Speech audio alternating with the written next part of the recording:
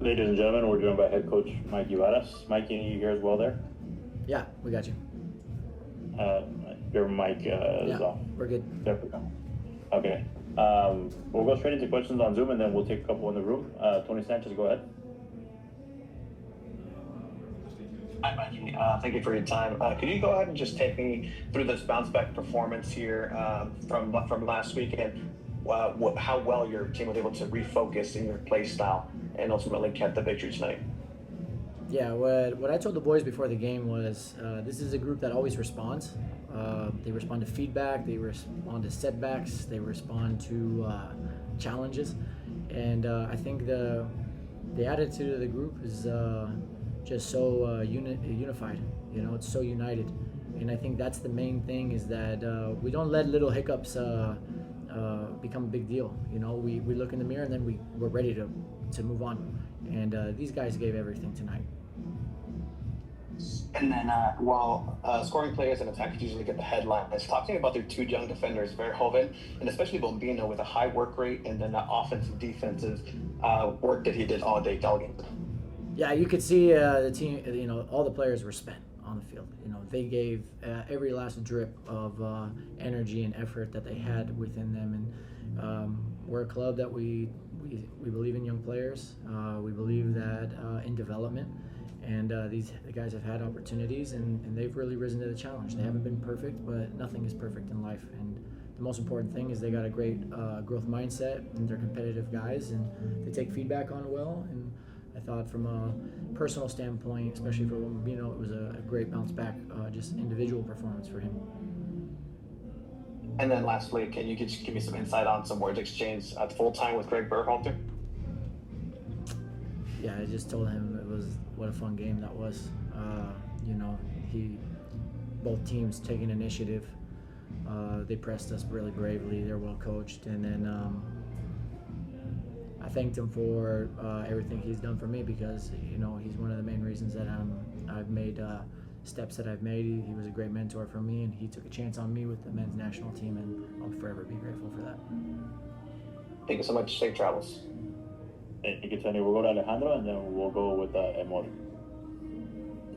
Hi, Mikey. Thank you for the time. What would you say were some of the biggest differences between the first half and the second half? 2-0 is always a tough score, because the opponent feels that they're close, right? And if they get a goal, things can change. So they were still really pressing with a lot of intensity. And then what presents is when you break through that press, there's opportunities to go fast to goal.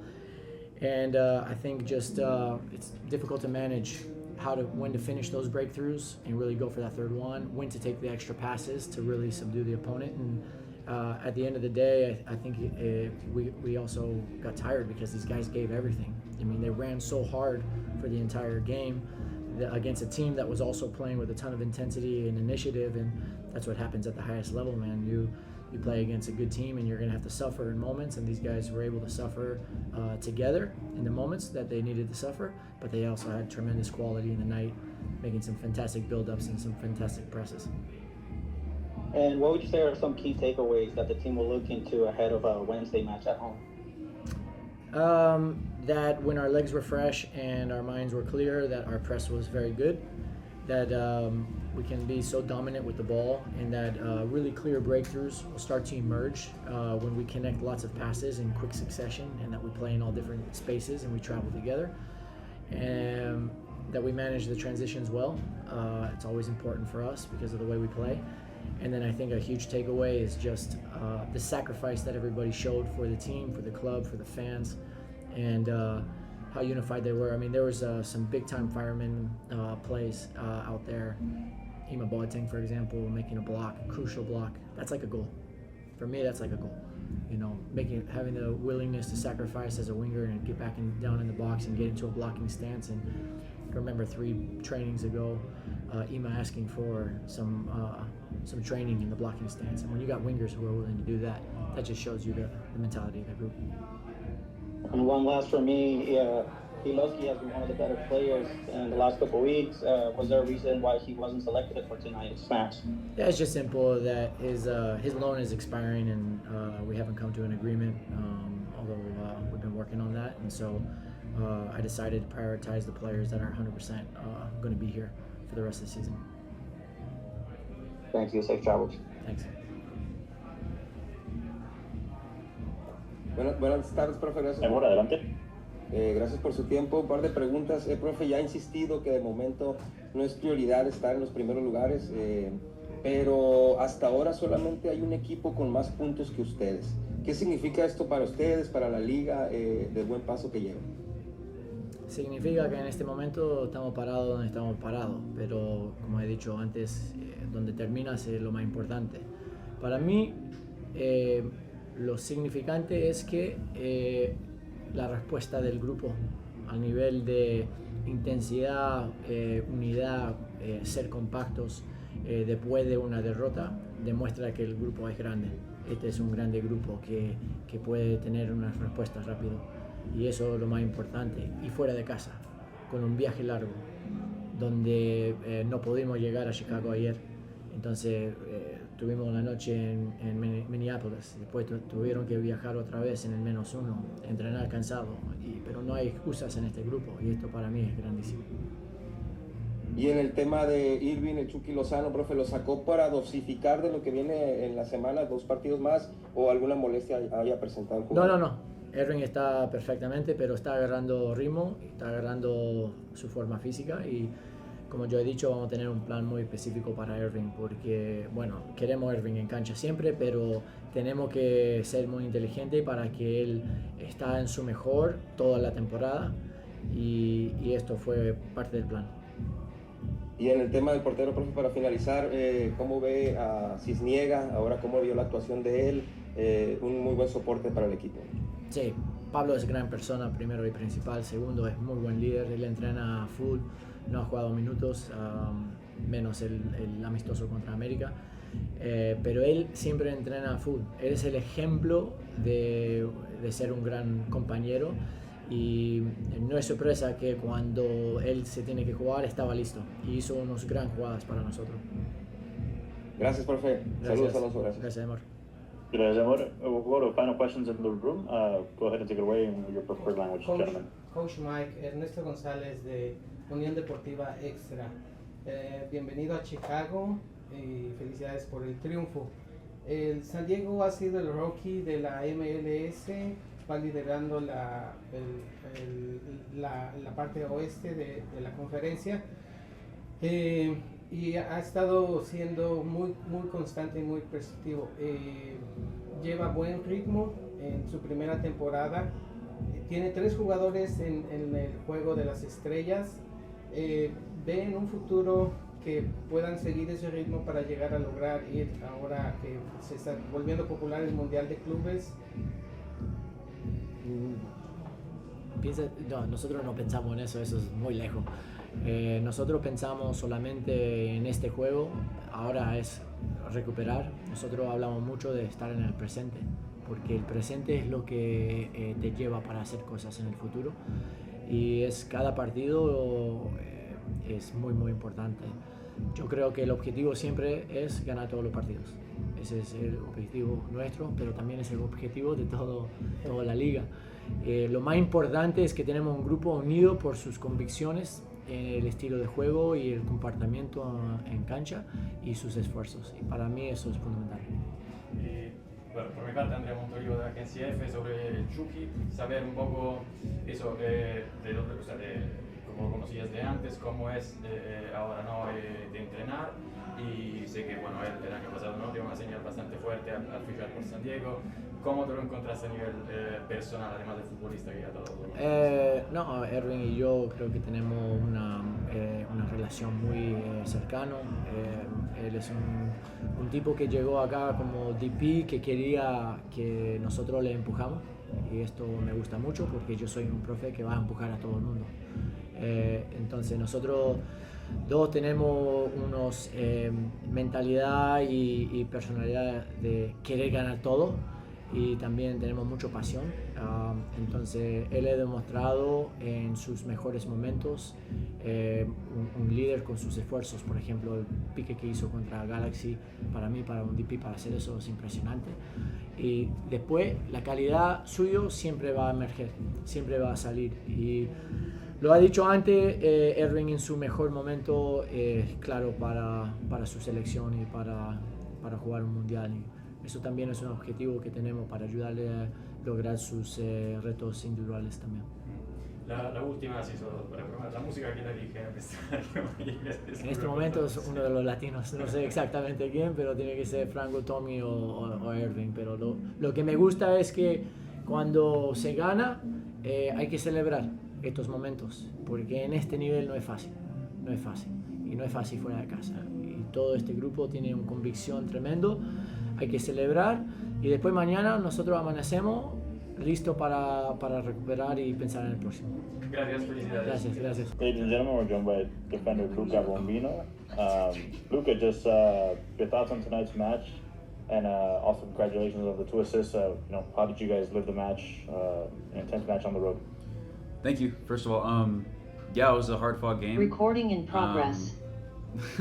It was a hard-fought game, and there were some moments where we had to suffer, but I think overall we played our style for the majority of the match, and it put us in a position where going into the second half, we just had to lock it down and control the ball. And I think we did a good job. We just have to find a little more structure and balance in the final moments of the game to make the endings more clear. But overall, really good, really happy for the team, good result away. Thank you for that, Luca. Tony, go ahead. If we could just keep it to a couple questions, just because we have to hit the road right after. Thank you. You got it. Thank you. Luca, could you just take me again through a match where you get yourself an assist and really a bounce back performance, as Mikey Varas said, from last week, and just what this week was leading up to it and how you were able to execute so well? Yeah, going into this week of training, it was about registering, releasing, and refocusing. We focus on that a lot at the club with our mental side of performance, but yeah, it was about learning from our mistakes, going back to our values, and just putting our heads down in training to prepare us for this game. I feel like you can see that in our performance was us reverting back to our style of play. Yeah, really happy for the guys. We bounced back really well. So we got to keep it going into a 3-game week. And just that headspace and being able to just put your head down and make those sprints that you've been doing all season, especially in this game, you gave it all out. Just what is that headspace for you to be able to just dig deep? Yeah, I mean, going into each game, I know I give all I can for as long as I can, and if my body doesn't let me do that anymore, I know next guy up can do the job. I think Franco did a great job coming into the game and sealing the victory. Really happy for him too. The entire back line, Ian Pilcher came on in the second half and did a great job. Yeah, really happy for those guys and happy for the group overall. Thank you so much. Of course. Okay. Perfect. And then Luca, just one final question on how important it is, like you mentioned, bouncing back with this win, but more so on the road, and then now that we're going back to 2 home games, what it does for the group as far as confidence and just the mentality going into the next matches coming back home. Yeah, no, like you said, it's a big confidence boost. Now we go home and we try to give another good performance in front of our fans, especially after last time we were at home. We know it wasn't good enough, and we bounced back well today, and I think it's going to put us on a good path for this upcoming week with 2 games at home. I think we're going to do well. Excellent. Thank you very much for your time, Luca, and safe travels. Of course. Thank you, guys. Of course. Thank you.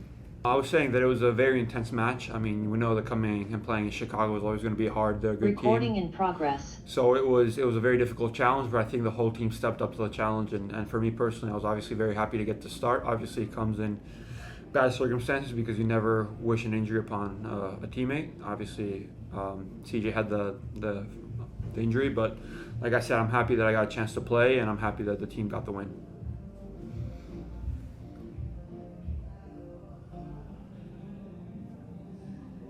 Is it good?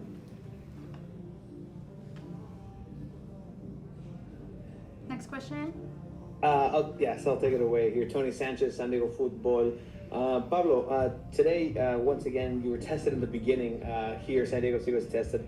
Had some pretty good saves. Just talk to me about being able to just jump into that role, into that spot, and with a very style-specific way to play, especially in the goalkeeper position.